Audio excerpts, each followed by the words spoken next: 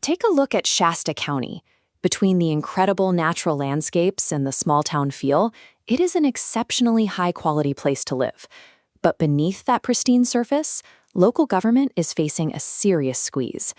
This cascading bar chart illustrates the proposed 2026 to 2027 budget of $658 million, a $27 million drop. To understand why, look at this breakdown. The real issue is discretionary revenue. That pool is shrinking nearly 9%, while fixed costs climb. When flexible cash dries up like that, the ledger gets balanced by slashing what's left. That translates directly to slower emergency response times, deferred road maintenance, and dangerous funding cuts for the sheriff and county fire departments. When governments face this kind of math, their first instinct is usually to raise taxes or invent new fees. But treating the existing tax base like a sponge you can just squeeze harder only works for so long before things break. Higher tax burdens penalize the people trying to make a living here. Push those rates high enough, and you actively drive current residents and local businesses out of the county entirely, leaving you with an even smaller revenue pool to draw from. There is an alternative. A community can actually build its way to fiscal health and out of a deficit without hiking rates on the people who already live there. Exploring these specific pro-growth strategies for the North State region is the exact focus of the team at Shasta Unfiltered. If we want to preserve the county's character, we have to expand the underlying tax base by bringing new money into the system. This approach is called organic and controlled economic expansion. Instead of taxing your current slice of the pie heavier, you actively recruit new, targeted industries to bake a bigger pie. Shasta County is actually sitting on a goldmine of geographic advantages. We have wide-open, affordable land and direct access to the massive I-5 corridor. Those specific assets make the region perfectly suited for massive West Coast logistics and transfer hubs. Major players like Amazon are already setting up distribution centers here. Beyond shipping, the county has relatively cheap, reliable power from hydro and renewables, plus a climate that supports highly efficient cooling systems. That is the exact recipe needed to attract eco-friendly data centers.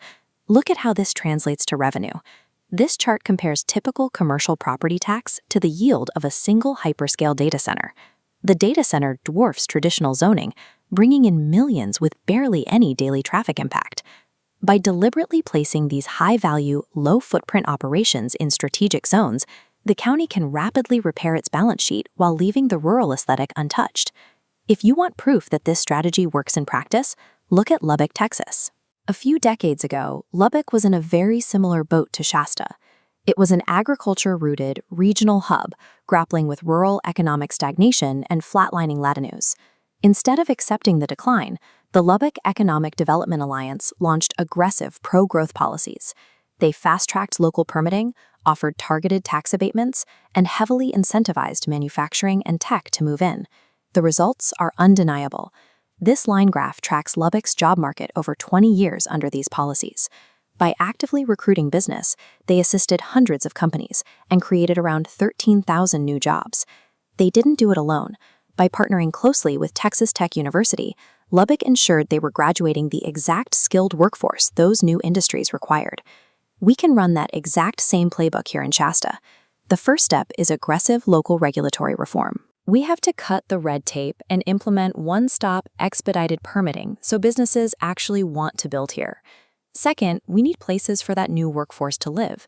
That requires a serious push for housing production, specifically easing restrictions to allow larger accessory dwelling units on the county's many rural parcels. And finally, we have to strengthen partnerships with Shasta College and Simpson University to build targeted trade pathways for IT, healthcare, and advanced manufacturing. Because possessing natural geographic advantages is entirely useless without the regulatory and educational framework necessary to activate them. When you combine those elements, you trigger what economists call the revenue multiplier effect. This is the long-term solution to the county's financial woes. This flowchart illustrates step 1. Attracting commercial industry creates demand for workforce housing. Building homes broadens the base, generating new property tax revenue. In step 2, new residents spend paychecks at local businesses, funneling a steady stream of sales tax into the county coffers. Smart, organic economic growth is the only mathematical mechanism that pays for essential public safety and infrastructure without punishing current taxpayers. The choices made in this budget cycle will determine whether Shasta County slides further into stagnation or builds toward proactive prosperity. Sticking to the status quo and relying on reactive budgeting guarantees painful cuts to the safety net this community relies on. To avoid that, residents need to make their voices heard. We have to demand that local leaders reject tax and spend band-aids and start prioritizing serious regulatory relief and business attraction. Maintaining the region's pristine rural character requires the resources generated by active, strategic financial investment. If you found this breakdown valuable, be sure to like this video, share it with your community, and subscribe to the channel. And for more deep dives and honest news about the region, head over to ShastaUnfiltered.com.